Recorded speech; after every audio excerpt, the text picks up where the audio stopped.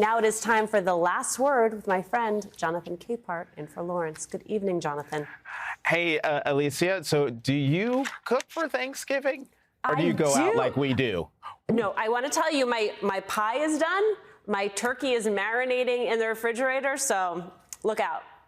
Oh, okay. Well, maybe next year we'll get an invitation. Have a good night, Thanks, my friend. Alicia. Happy Thanksgiving. Happy Thanksgiving. And on this Thanksgiving Eve, we're going to do something a little different. Normally, when I host this show on the night before Thanksgiving, I close with what might be my favorite video of all time. It's become a holiday tradition since it went viral 5 years ago. I love it, and so many of you have told me how much you love it too.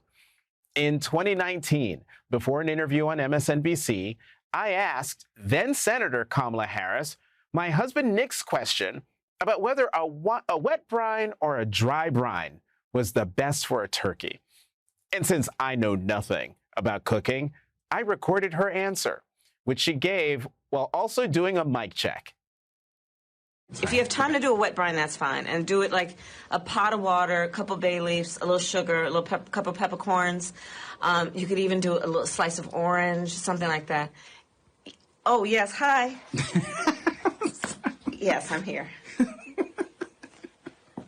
Okay, I'm going to talk about a recipe while you're checking. Is that okay? Okay, she'll tell me if I'm annoying her. Okay. Hey, how you doing? Hi. Okay, so Nick, if you're doing... Okay, Nick, but a dry brine is easier. And do it brine for 24, but 48 hours is best if you have the time. Make sure you guys getting a fresh turkey? Yeah. Okay. It's being delivered And so tomorrow. just little 1 minute out. I have one Okay, minute. yeah. Kosher salt, fresh ground pepper. Maybe chop up a little thyme. And then you can mix it even a little. Okay, so do the salt and pepper all over it, just lather that baby up, right? With on the outside in the cavity. You could also chop up, but not with the thyme, just the salt and pepper. Mix that up also with some thyme. You could even do a little rosemary if you want. Under the skin with some butter before you're going to cook it. So that butter will just melt in there. And then get a nice big bottle of cheap white wine to baste with butter. Yes, hi.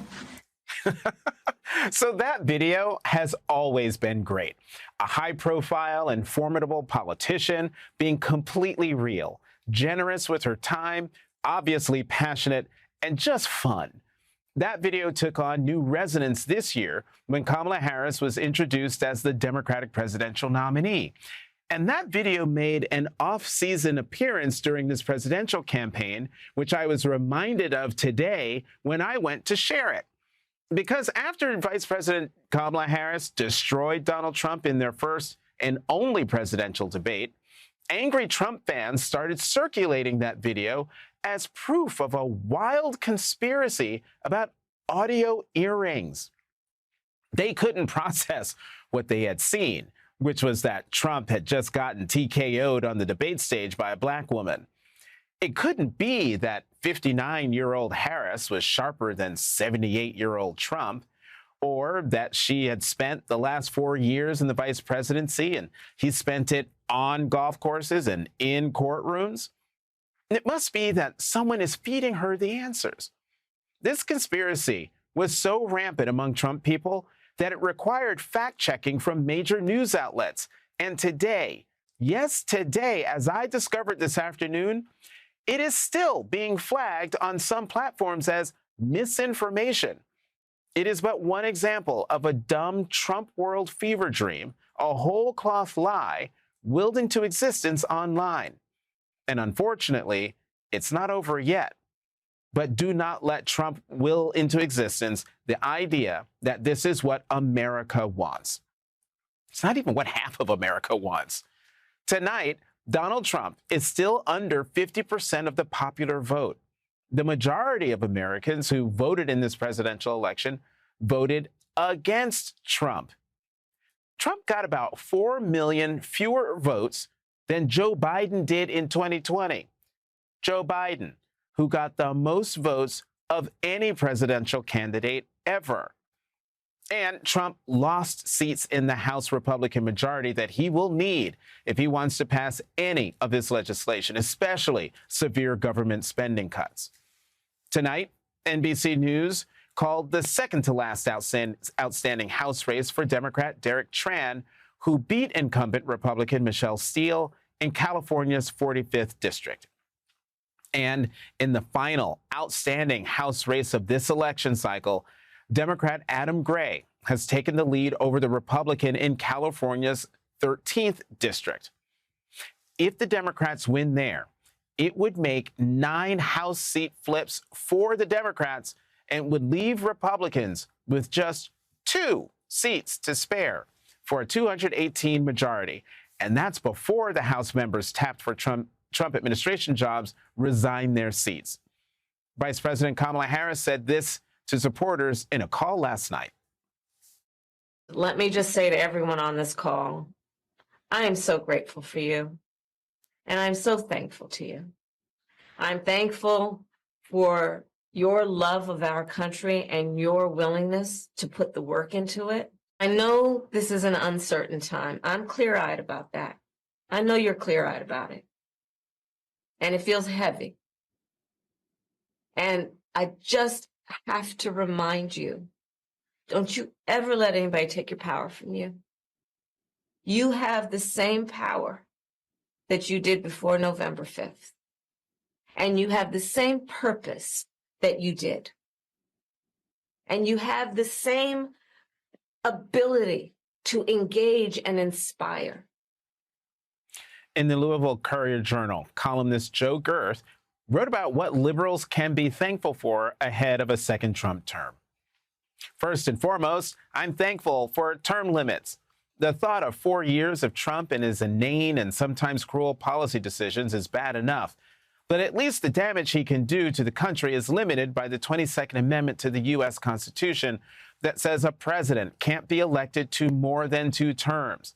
I'm also thankful that it would take a 2/3 vote in the House and the Senate and 3/4 of the states to change the U.S. Constitution to make a third Trump term possible. The column also makes the point that, basically, there's no guarantee Trump will succeed at any of it. Donald Trump is nearly done selecting the nominees for his cabinet and major administration posts. And let's be honest, this is not a slate that screams guaranteed success.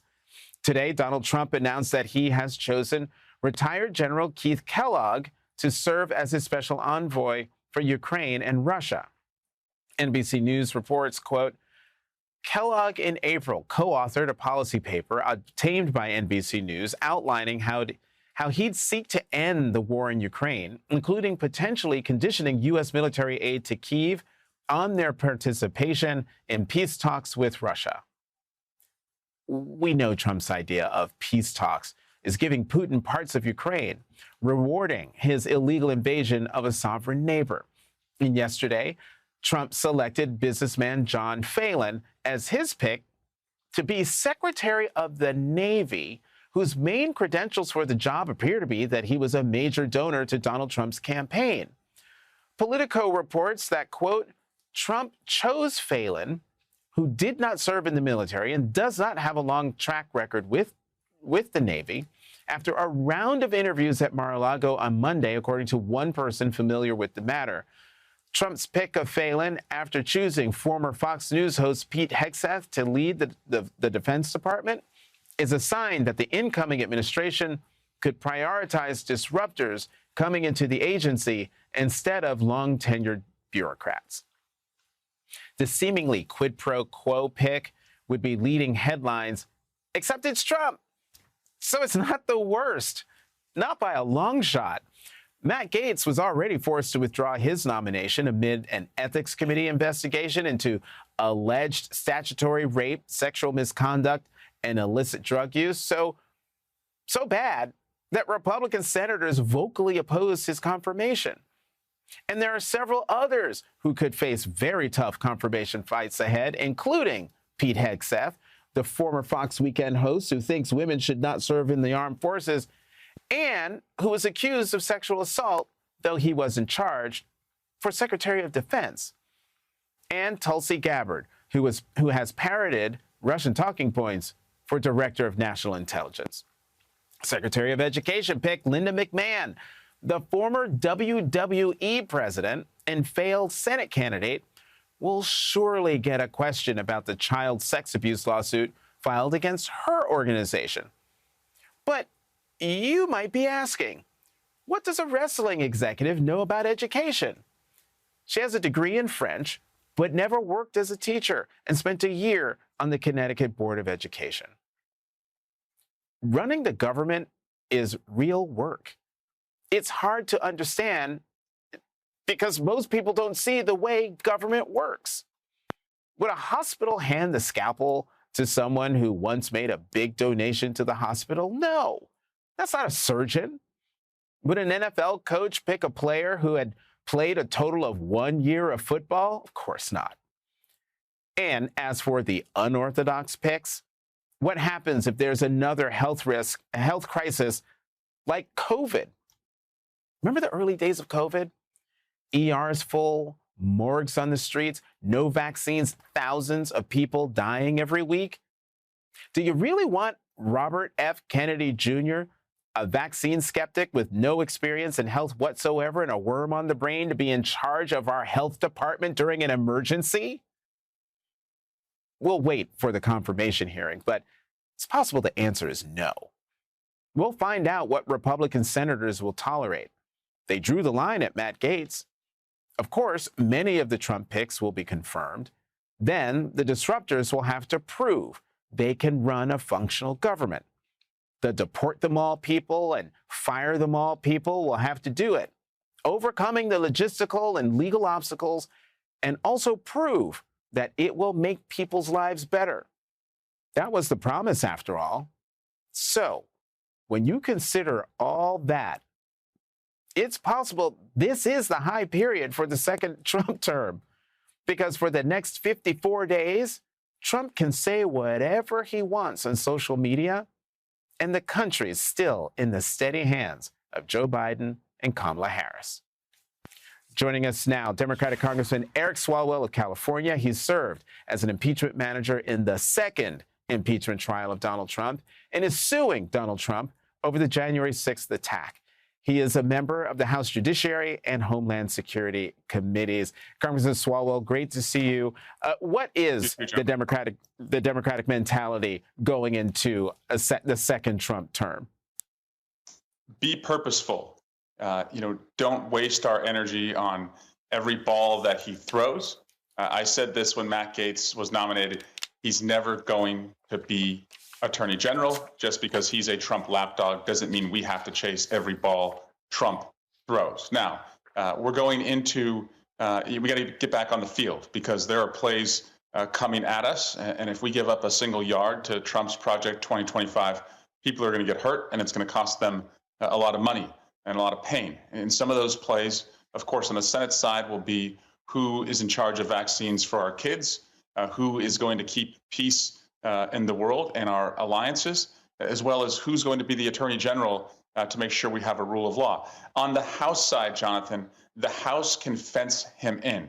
We know what a tight margin House looks like. We just went through that, and we showed unity under Hakeem Jeffries while they showed chaos. And so our unity can beat back the Trump tax cuts that only benefit billionaires. Our unity can make sure that we have an immigration plan that gets rid of violent offenders but recognizes the workforce crisis we have here in America. So we got to get back on the field because there's plays coming at us, and we need to stay unified.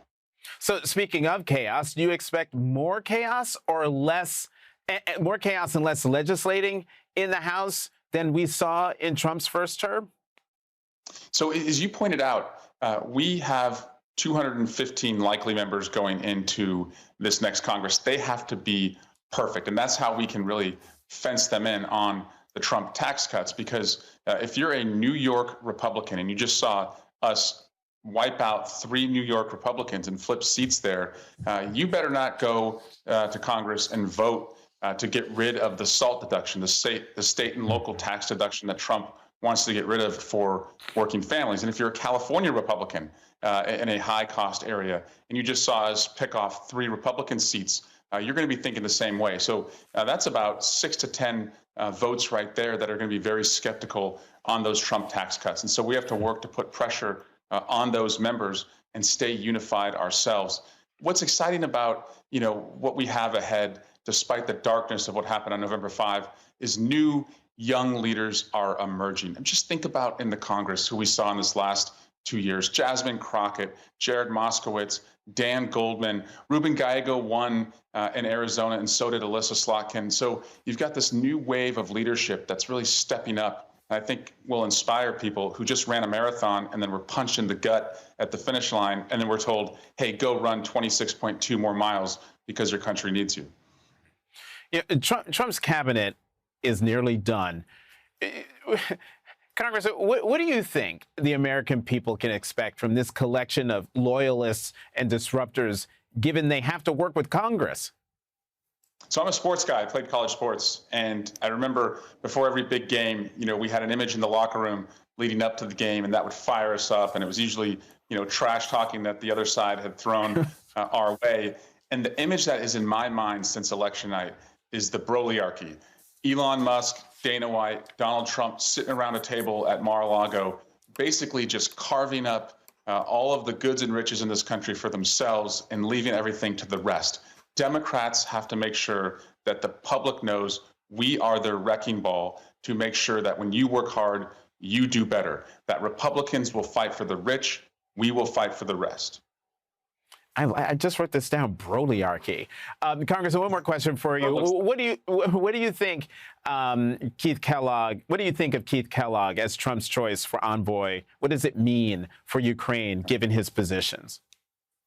It's really Donald Trump, because Keith Kellogg's not the one with the personal relationship with Vladimir Putin and who has worked in the service of Vladimir Putin as Trump has so often. And so he can't do anything that Trump doesn't sign off on. I'm encouraged that our European allies, our NATO allies, are stepping up right now. Joe Biden's doing everything possible to give Ukraine the resources they need. But Americans need to understand that if this goes sideways, if we turn Ukraine over to Russia, Poland and the NATO allies on that front are next. And that could be the end of the rule of law, free-loving people, and democracy. And so we have to stand strong for that. Congressman Eric Swalwell getting a jump on Christmas with the tree in the background. Thank you. We need cheer. Thanks very much, Congressman. Thanks for coming back to The Last Word.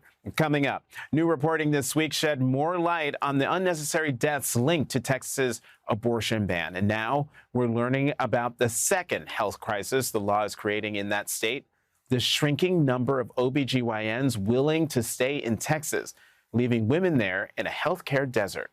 More on that next.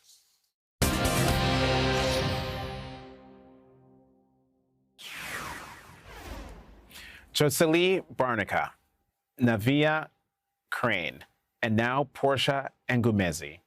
We know their names due to reporting by ProPublica detailing how Texas's abortion ban led to their preventable deaths, according to medical experts. All three did not receive the emergency care they needed after experiencing miscarriages. Earlier this week, Lawrence spoke to one Texas OBGYN who was forced to leave the state to receive life-saving abortion care about the threats facing doctors in Texas. We're afraid that we're going to be thrown in jail, that we're going to lose our license, that we're going to be fined thousands and thousands and thousands of dollars. I mean, I've spent my entire adult career becoming the best kind of doctor I can be, going to medical school, residency, training for years and years to take great care of my patients. I have so much on the line, and I wake up every morning wanting to take good care of them. We think about our patients when we wake up in the morning. We think about them when we go to bed at night. It's a calling and it's a career. So we're really putting everything out there on the line to be able to provide the care that we know is the right thing to do for our patients. Now, thanks to this law written and passed by Republicans in Texas, there is a significant drop in new OBGYNs coming to the state, according to a report titled "The Texas OBGYN Exodus" by our next guest, the New Yorker's Stefania Talajid. The report follows one doctor who helped build an OBGYN residency program in Texas's Rio Grande Valley to provide, quote, the kind of health care for women that they deserved. But after Texas' abortion ban went into effect, nearly all of the residents recruited for that program left Texas, including Zoe Kornberg. Quote, Kornberg was moving to Los Angeles to finish her residency. Like the doctors who had left before her, Kornberg had come to see herself as part of the problem, she said. I have the knowledge, all the support staff, everything to be able to help this person avoid one of these horrible outcomes.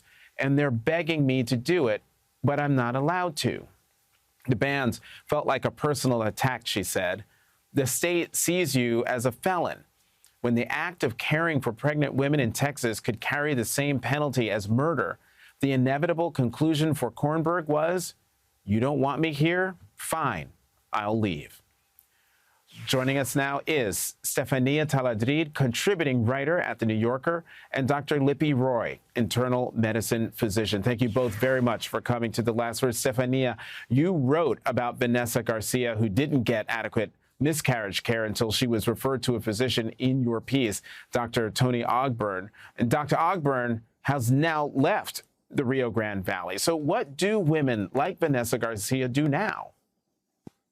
So it's important to take into account the context in which all of this has taken place. And it's important to mention as well that before these bans went into effect, Jonathan, half of the counties in Texas did not have a single specialist to care for women. So that means that there was no OBGYN, no nurse, no midwife who could care for mothers and their babies. In addition to that, if you look at the data over the past 2 decades, Texas, the maternal mortality rates in Texas have more than doubled. So this is the context in which these bans have taken effect, right?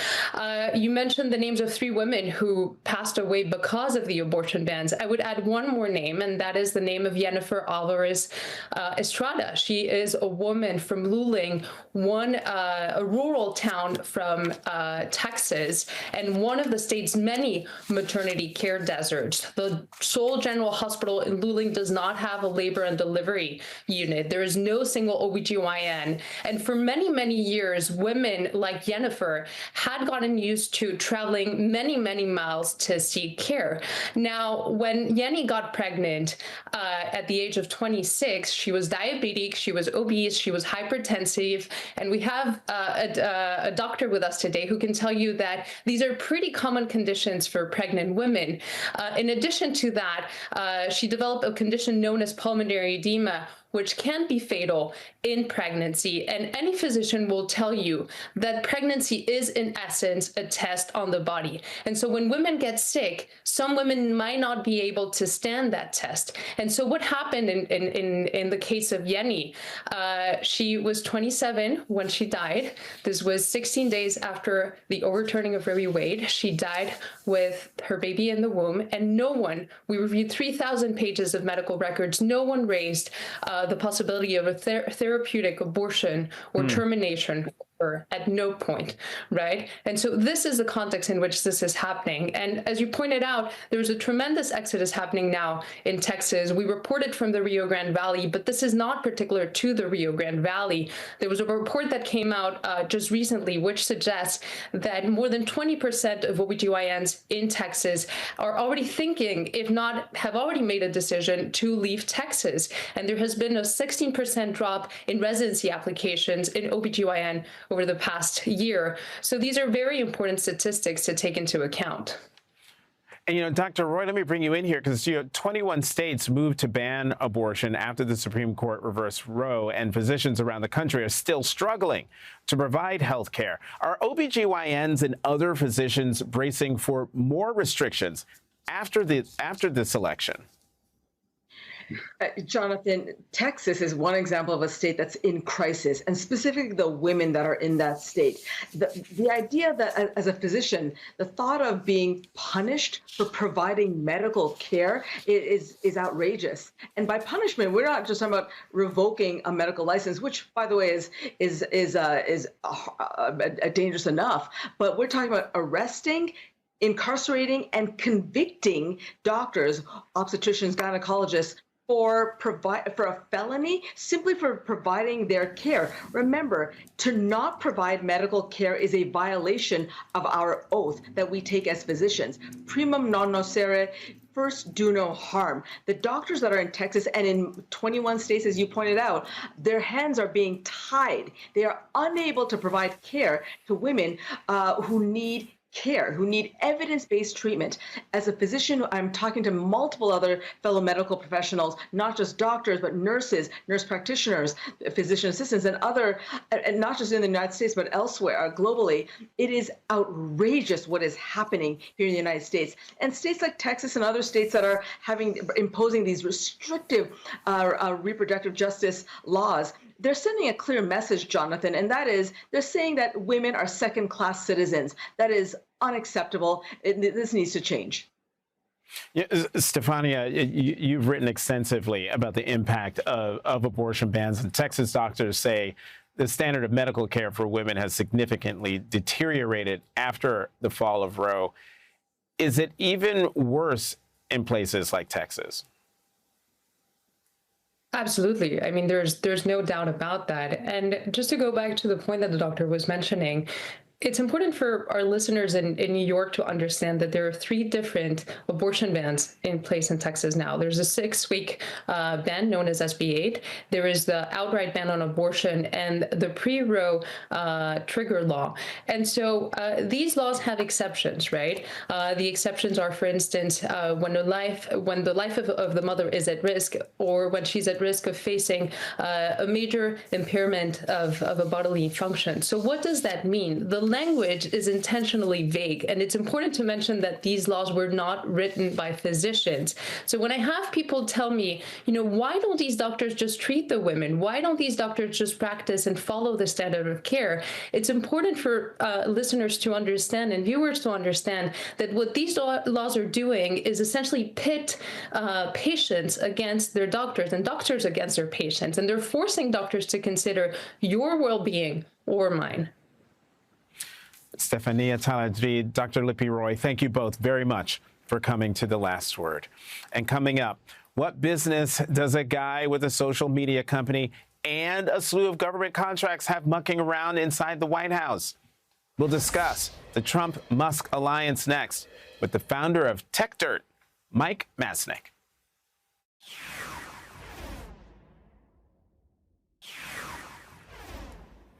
Elon Musk. He's everywhere, and not just sniffing around Trump at Mar-a-Lago. And that's what he wants, because Elon Musk absolutely does not want, what he doesn't want are headlines about his money, his companies, and what return he might get on his $100 million bet on Trump's campaign. There's always the misdirection. Remember the so-called Twitter, what a Freudian slip, Twitter files? That was when Elon Musk shared internal data after he bought Twitter with a handful of sympathetic posters accusing social media companies of colluding with the government to censor private citizens, especially right-leaning ones. The supposed scandal, of course, sparked Republican congressional hearings where Republicans railed against Silicon Valley. There was never any evidence that was true. As our next guest noted in a recent op-ed on MSNBC, data shows that conservative opinion sites dominate platforms like Facebook even more than mainstream news organizations.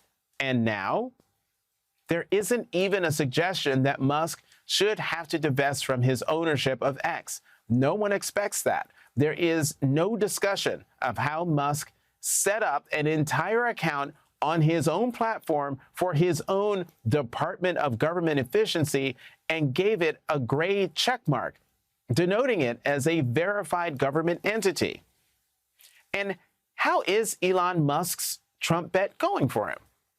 Tesla's stock price soared from $251.50 to $320.72 between Election Day through the end of that week. It's currently at $332.89. Then there's SpaceX, which has received nearly $20 billion in government contracts since 2008. The company also has a big, ambitious project that it wants Trump to back. Vote for @RealDonaldTrump if you want humanity to make it to Mars, Musk posted on X just days before the election. And that so-called Department of Government Efficiency, where Musk is a co-chair, it's not a department, and it's outside the government. But the acronym of his Blue Ribbon Commission just happens to be a dog-themed cryptocurrency meme coin that Musk regularly hypes. Dogecoin's price has shot up more than 180% over the last month. Then there are the federal agencies regulating his companies, a subject that Musk is famously touchy about. Look at you. No, I want to be clear. I do not respect the SEC. I do not respect them. That's Elon Musk, at first laughing and then turning visibly emotional in a 60 Minutes interview with Leslie Stahl in 2018, which took place shortly after Musk struck a $20 million settlement with the SEC, resolving claims that Musk defrauded investors. In a second Trump White House, it's hard to imagine federal regulators making Musk emotional again, at least not like that. Joining us now is the founder and editor of the technology blog TechDirt, Mike Masnick. Mike, thank you very much for coming to The Last Word. What does Musk want most out of Trump? And do you think he's likely to get it? Well, it's a big open question in terms of what it is that he actually wants. He has a lot of projects and a lot of interests, obviously. I think the bigger issue, honestly, is just this double standard. You mentioned it in the intro, the fact that there were all these concerns. And in fact, part of why Musk said he had to take over Twitter in the first place was because he believed that they were too connected to the Biden White House and that there was too much coordination between the Biden White House and the way that Twitter handled its content moderation at the time. And there were big concerns about that. There have been a bunch of lawsuits, none of which have shown anything legitimate. And yet here we are at this point where it's a situation where he is, he clearly runs the place. He clearly has decision-making power over what is allowed and what is not allowed on the platform. And there have been all these stories about how he's blocking links to competitors, how he's taking down accounts of journalists who are critical of him. All of these things that he accused the former leaders of Twitter before he bought it of doing.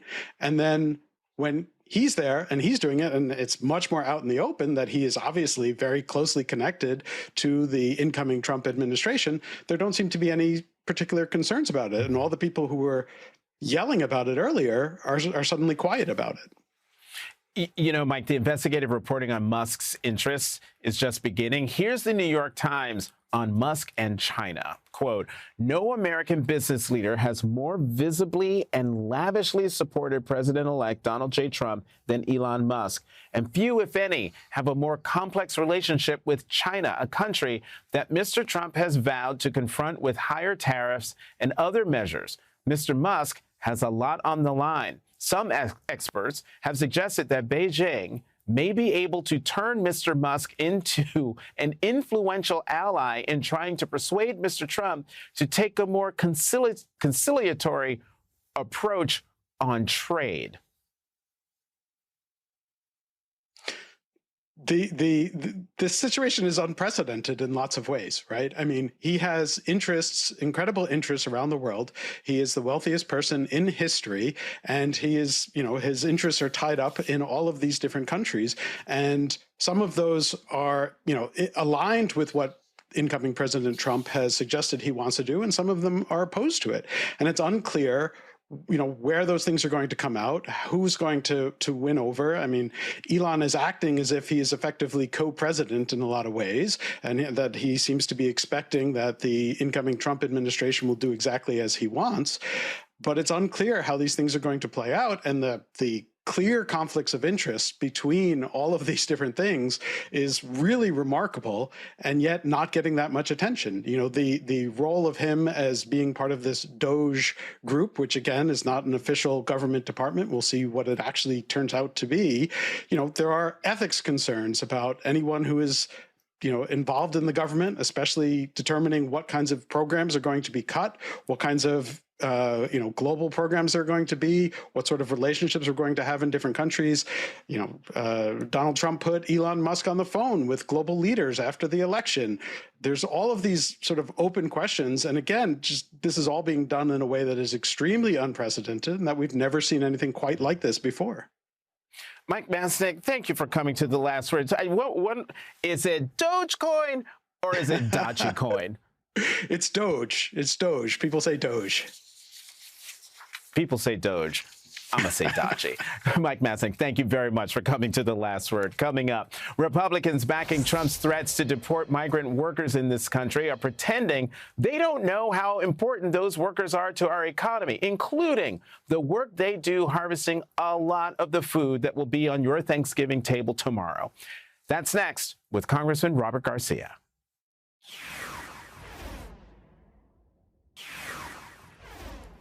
Thanksgiving dinner will cost less this year, with inflation now back to normal levels.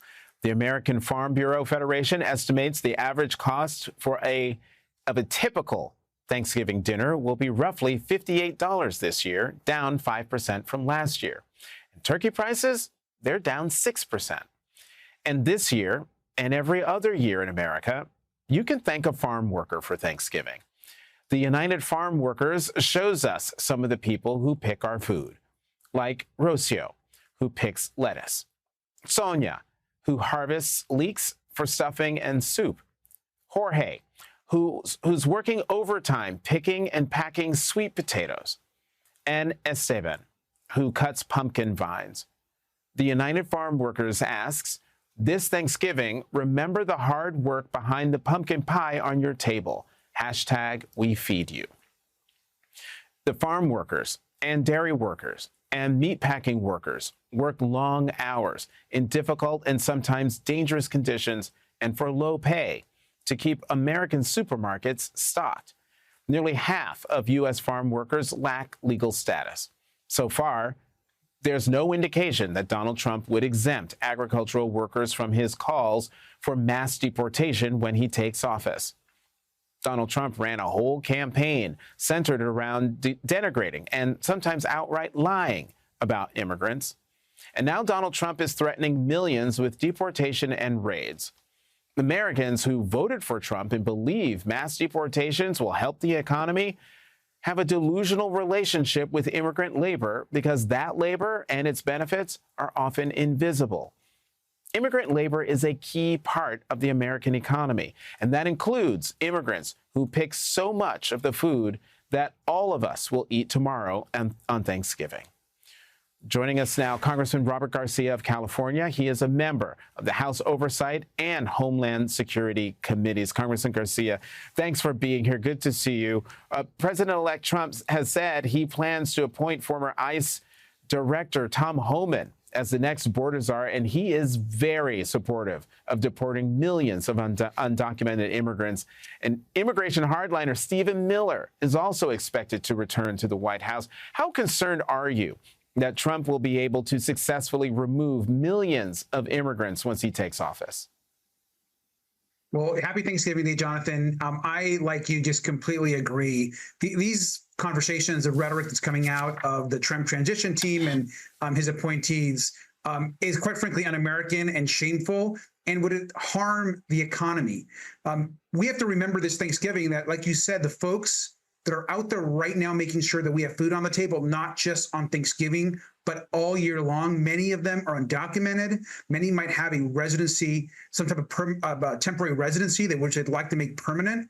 These are the folks that we're talking about. And it's not just them that are actually making the food. When you're going out to dinner, it's the waiters that are working the restaurant. It's the cooks in the kitchen. It's the hotel workers at our hotels.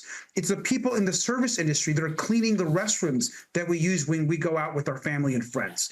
And so the idea that we're some going to have mass deport all of these workers that we depend on, that our families depend on, is absolutely crazy. It's inhumane.